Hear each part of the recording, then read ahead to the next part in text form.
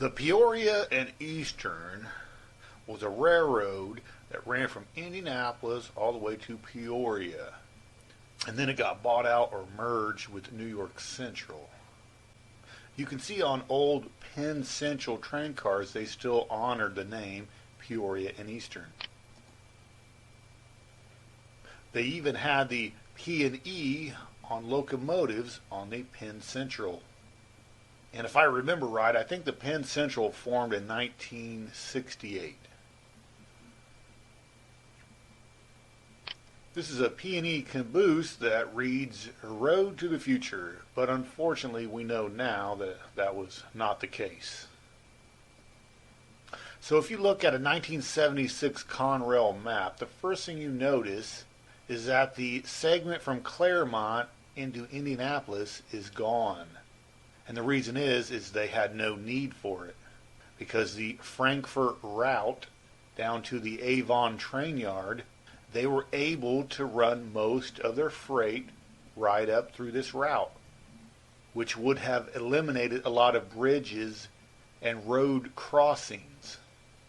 Now this is a map of Conrail in 1986, and what you notice is that the original route of the P&E from Bloomington to Pekin, Illinois, no longer exists. And the story is that they had bridge damage over, I think it's the Illinois River, and rather than spend millions of dollars repairing it, they worked out a trackage right deal with Norfolk and Western, which allowed them to continue their small business in Peoria. So the first segment to be removed or demolished from the original P&E was from Speedway to Claremont, and this was 1973. The second segment to be removed or demolished was from Crawfordsville to Covington, Indiana, right past the Wabash River. And this was 1982 when they filed abandonment, and in 1985 they stripped up the tracks. The third segment to be demolished or removed from the original P&E was from Bloomington to Pekin, and this was 1984. And then the fourth segment to be removed or demolished was from the end of Danville all the way to St. Joseph, which is maybe 5 miles from Urbana or Champaign. And this happened in 1998. And the reason why they demolished this segment is because Conrail was being bought out and split up by CSX and Norfolk Southern, and they did not want that route or that segment to even exist. They had no reason for it to exist, because Norfolk Southern already had a route of its own right on into Champaign and Bloomington, so there was no reason for this part of the line to exist. So the original P&E in Indianapolis, we can see the Claremont right on into Speedway. Now I remember as a kid back in the 1980s, I actually drove past this abandoned line. I didn't realize what it was at the time, but I remember the hump. I knew it was an abandoned railroad, and it was right by the road. So according to a Peoria and Eastern expert, the Penn Central filed abandonment on the P&E from Cunningham Road to Speedway to Claremont in 1973. Now remember, Penn Central was formed in 1968. So the Claremont to Speedway segment actually existed for 5 years under the Penn Central. He goes on to say, I know the tracks were still in place at Girls School Road in the mid-70s, not sure when they were actually removed. Alright, let's look at high altitude photographs of the Peoria and Eastern. So this is in Indianapolis. We can see that the trestle still exists over Eagle Creek. And that location would be right by 465 and 136. So as we can see, this is the Indy 500, and we can see the old road bed of the P&E, which is right beside Crawfordsville Road. And this is what I remember as a kid driving by this road, and right beside it was this roadbed. And I knew it was an abandoned railroad. It was abandoned in 1973. And this is right behind Buffalo Wild Wings off of Crawfordsville Road, right by 465, the old remnants of the P&E. And this is Indianapolis, where the P&E is still in service to this very day. We can see this is Little Eagle Creek, and this could be remains of a bridge or trestle over the Little Creek. And it looks to be maybe 500 yards from the Indianapolis 500. We can see train cars right here, and on the other side of the creek is the abandoned roadbed. And this is the junction where the P&E that heads towards Crawfordsville and then towards Lafayette that gets at least 8 major freight trains a day. We can see this heads down towards the Avon train yard, and this route heads up towards Frankfort right through Lebanon. And this is the old roadbed towards Speedway that was abandoned in 1973. So on this map we can see right here is the junction. Here's the old abandoned roadbed. This is the route that goes towards Frankfort through Lebanon. This heads towards Crawfordsville and then Lafayette. And then this route goes right down here, curves right around, and links on to the large Avon train yard. And right in between all this is the old B&O Railroad that went to Decatur, Illinois, that got abandoned. I think it was 1988 is when this got abandoned, maybe 89. And this is what the old Speedway P&E roadbed looks like today. It's a walkway. Now something else that's interesting about the P&E from Indianapolis to Crawfordsville and then up to Lafayette and on to Chicago, the line that gets at least 8 major freight trains a day. Let's focus on Jamestown, and maybe a mile east is where they have constructed a large siding. From the high altitude point of view, it looks like a 2-mile long siding. We can see the construction going on right here. We have tons of ballast, and they are moving earth, lots of dirt, and you can see the brand new siding is being constructed. So from the corner of North County Road and Old State Road 34 is where the siding begins, and as you can see right here, all the way maybe a mile and a half from Jamestown. So it looks to me like a 2-mile, maybe 2.5-mile long siding, which I find interesting because I live in Crawfordsville and I see these trains every day. So it looks to me like more train traffic is being added to the old Monon division up towards Chicago.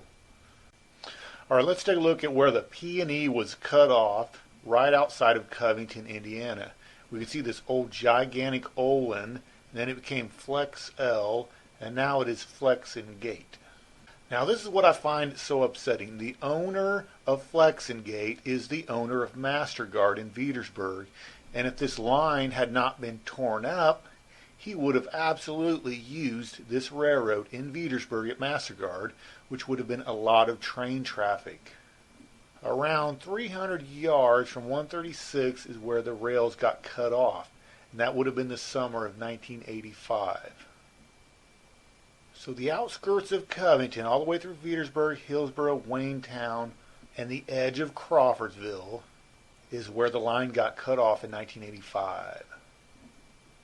This is a map of Crawfordsville. As you can see over here, this was the old Monon, and then I think it became the L&N, and then Chassis System, I think, got its hands on it. But now it is used for north traffic from Indianapolis.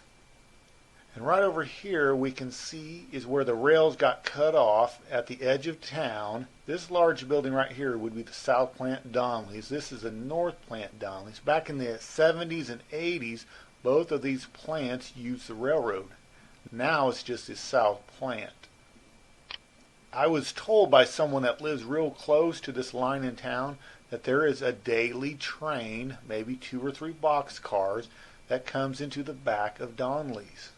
So it does get daily train traffic. This is a picture of the P&E rails in Crawfordsville. And as you can see, it still says 1926. I mean, they are in excellent condition for being almost 100 years old. Let's look at the Bloomington, Pekin, and then north to Peoria segment that was cut out in 1984. Now, as you can see, the route would come right up through here, right through town. There used to be a bridge right over the Illinois River, and then it would curve over and go north right on into Peoria.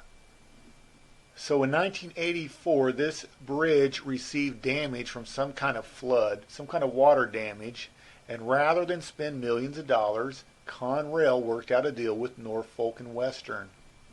You can see that they abandoned the line even on the other side of the river headed up towards Peoria. So let's look in Bloomington where Conrail linked on to the Norfolk and Western back in '84.